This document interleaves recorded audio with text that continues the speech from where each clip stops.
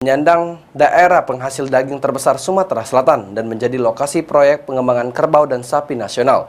Ternyata Kabupaten Banyuasin alami krisis tenaga kesehatan hewan.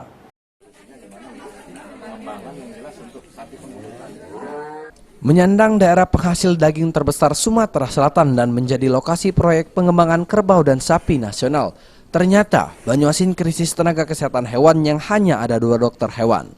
Oleh karenanya, Pemkab bekerja sama dengan universitas seperti IPB dan UGM untuk memenuhi kebutuhan akan dokter hewan.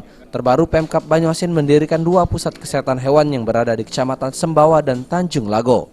Untuk melayani peternak hewan, kedua dokter akan ditempatkan di 2 puskewan. Edil Fitriadi, Kepala Dinas Perkebunan dan Peternakan Banyuasin, mengakui jika Banyuasin sangat membutuhkan dokter hewan.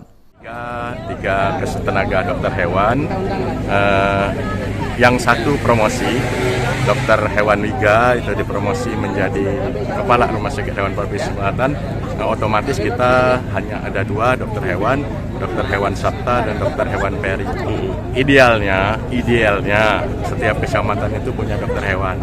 Tapi ya sekarang ada 2, mudah-mudahan apa yang disampaikan oleh Pak Bupati tadi, ada dokter-dokter hewan yang berminat dan terpanggil hati nuraninya untuk membantu perkembangan hewan ternak di Kabupaten Banyuasin.